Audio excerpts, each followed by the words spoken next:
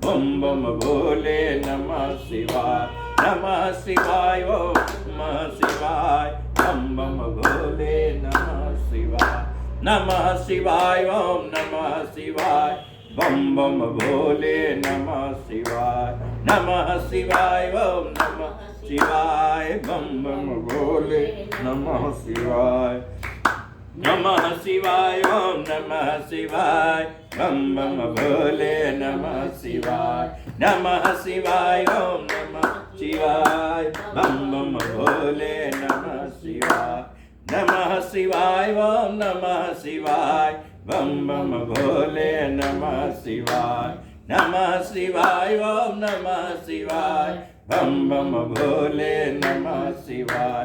प्रेम से बोलिए हर हर महादेव।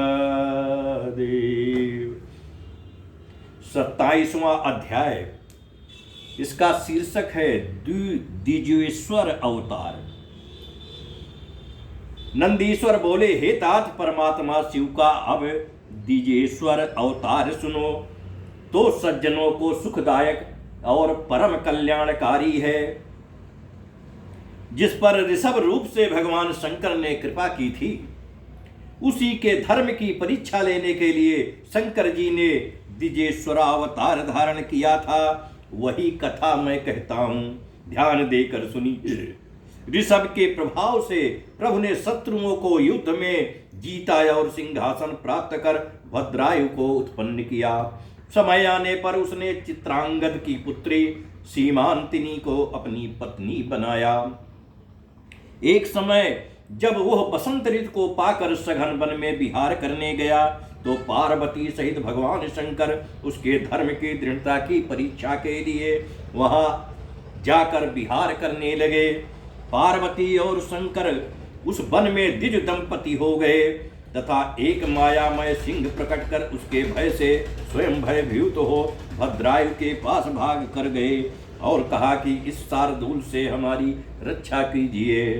ये सुनते ही उस निपतीश्वर ने ज्यों ही धनुष उठा उस व्याघ्र को मारना चाहा, त्यों ही उस मायामय सिंह ने झपट कर उस ब्राह्मण की स्त्री को पकड़ लिया। वो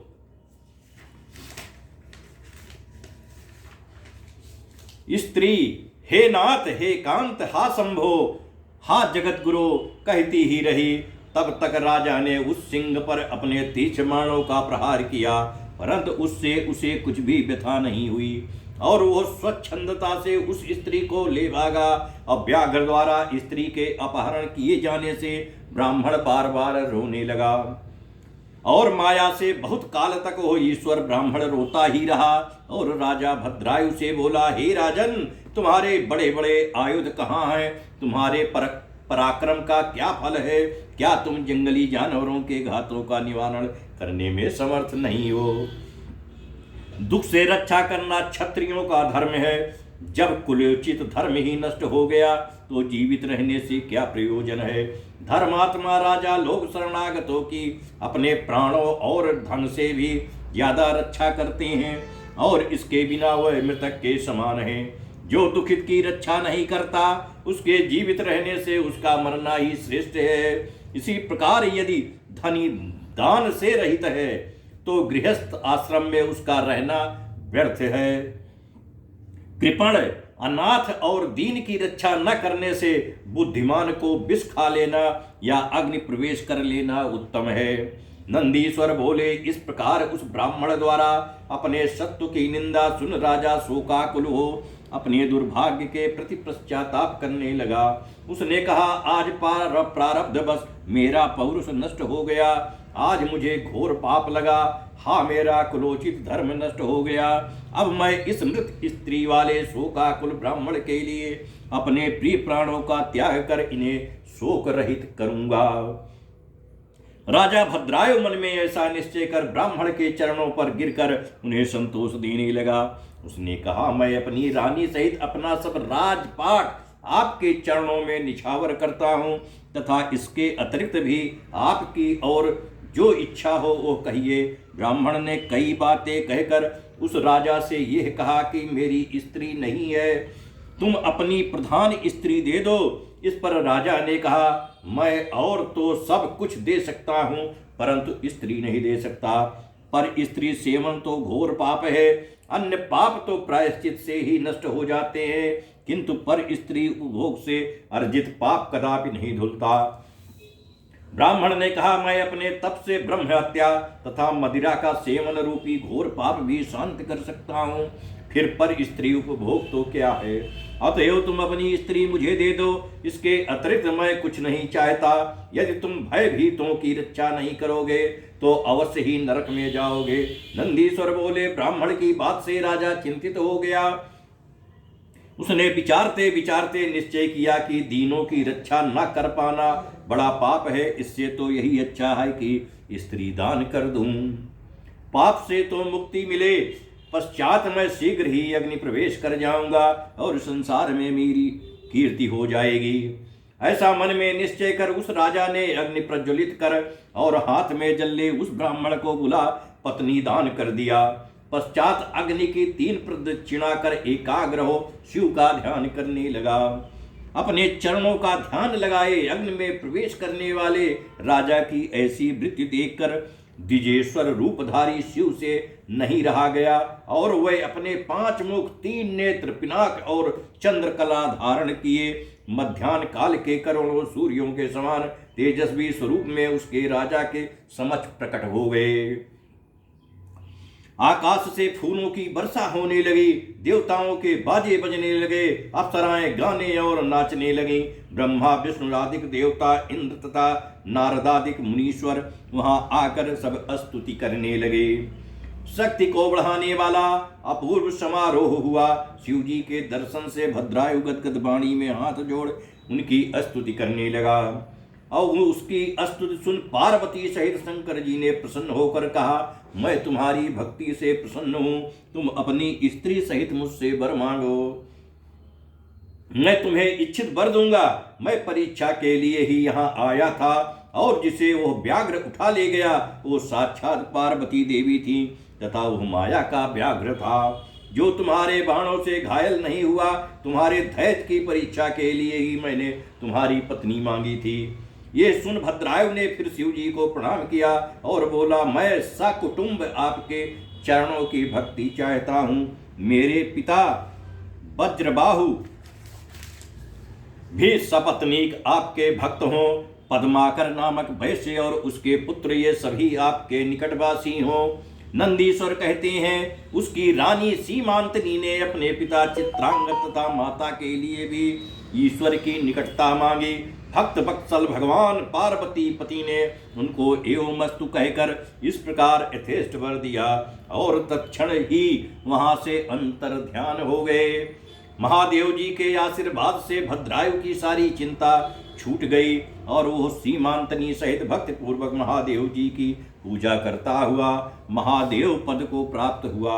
जो मनुष्य इस द्विजेश्वरावतार को पढ़ता और सुनता है वो परलोक में मुक्ति प्राप्त करता है। इति श्री शिव महापुराण तृतीय शतरुद्र संहिता का 27वां अध्याय समाप्त हुआ। प्रेम से बोलिए हर हर महादेव। नमः शिवाय बाबा, नमः शिवाय, नमः शिवाय बोले, नमः शिवाय, नमः शिवाय, ओम नमः शिवाय, बम बम भोले, नमः शिवाय, नमः शिवाय, ओम नमः शिवाय, बम बम भोले, नमः शिवाय, नमः शिवाय, ओम नमः शिवाय, बम बम भोले, नमः शिवाय, नमः शिवाय, ओम नमः शिवाय, बम बम भोले, नमः शिवाय, नमः शिवाय, ओम नमः शिवाय, बम बम भोले, नमः शिवाय, नमः शिवाय, ओम नमः शिवाय, बम बम भोले, नमः शिवाय, नमः शिवाय, ओम नमः शिवाय, बम बम भोले, नमः शिवाय, नमः शिवाय, ओम नमः शिवाय, बम बम भोले, नमः शिवाय, नमः शिवाय, ओम नमः शिवाय, बम बम भोले, नमः शिवाय, नमः शिवाय, ओम नमः शिवाय, बम बम भोले, नमः शिवाय, प्रेम से बोलिए हर हर महादेव। दोस्तों, श्रोता बंधु, यहीं पर कथा विश्राम ले रही है। आइए शाम को फिर बाबा भोले की सेवा में प्रस्तुत होंगे। तब तक के लिए हम लोग आरती करने के बाद विराम ले रहे हैं। सीताराम प्रभु सीताराम। ओम जय शिव ओंकारा, ओम जय शिव ओंकारा। ब्रह्मा विष्णु सदाशिव वरदांगी धारा। एकानन चतुरानन पंचानन राजे। हंसासन गरुड़ासन विश्वान साजे। अधोभुज चार चतुर्भुज दस भुज ते सोहे। त्रिगुण रूप निरखते त्रिभुवन जन मोहे। अचमाला वनमाला मुनिमाला धारी। त्रिपुरारी कनसारी करमाला धारी। श्वेतांबर पीतांबर बाघांबर यंगे। सनकादिक गरुणादिक भूतादिक संगे। करके मध्य कमंडल चक्र त्रिशूल धरता। जग करता जग हरता जग पालन करता। ब्रह्मा विष्णु सदा शिव जानत विवेका। गुणवाचर में सो विदय तीनों एका। त्रिगुण स्वामी जी की आरती जो कोई नर गावे। कहा शिवानंद स्वामी सुख संपत्ति पावे। ओम जय शिव ओंकारा, ओम जय शिव ओंकारा। ब्रह्मा विष्णु सदा शिव वरदांगी धारा। कर्पूर गौरम करुणावतारम। संसार सारम भुजगेन्द्रहारम। सदा वसंतम हृदयारविंदे। ओम भवानी सहितं नमामि। नीलाम्बुजश्यामल कोमलांग। सीता समारोपित वामभागं। पाणौ महासायक चारु चापं। नमामि रामं रघुवंशनाथम्। ओम गोविंदाय नमो नमः। मृत्युंजय नमो नमः। त्वमेव माता च पिता त्वमेव बन्धुश्सखा त्वमेव विद्या द्रविणं त्वमेव शरवं मम देव देव। ओम आवाहनं न जानामि विसर्जनं। पूजां चैव न जानामि क्षमस्व परमेश्वर। मंत्रहीनं क्रियाहीनं भक्तिहीनं सुरेश्वरा। यदि पूजितं मया देव प्रसीद परमेश्वरा। ओम शांति शांति हरि ओम शांति। बाबा बाबा सब कहे माई कहे न कोय। बाबा के दरबार में माई कहे सोय। जय जगत जननी तुम्हारी सदा ही जय हो। धर्म की जय हो, अधर्म का नाश हो। प्राणियों में सद्भावना हो, विश्व का कल्याण हो। गो हत्या बंद हो, सनातन धर्म की जय हो। सर्वे भवन्तु सुखिनः, सर्वे सन्तु निरामयाः, सर्वे भद्राणि पश्यन्तु मा कश्चित् दुःखभाग् भवेत्। त्वं पार्वती पतये हर हर महादेव। त्राहि मां त्राहि मां त्राहि मां त्राहि मां। जो गलती भई हो पूजन में क्षमा कर दीजिए। और जाने अजाने अनाथ अबोध बालक दया कर दीजिए। ओम गोविंदाय नमः। ओम मृत्युंजय नमः। ओम अघोराय नमः। ओम इंद्राय नमो नमः। श्री शिव शरणं, श्री शिव शरणं, श्री शिव शरणं, श्री हरि शरणं, श्री हरि शरणं, श्री हरि शरणं, श्री हरि शरणं, श्री हरि शरणं, श्री हरि शरणं, श्री हरि शरणं, श्री हरि शरणं, श्री हरि शरणं, श्री हरि शरणं, श्री हरि शरणं, श्री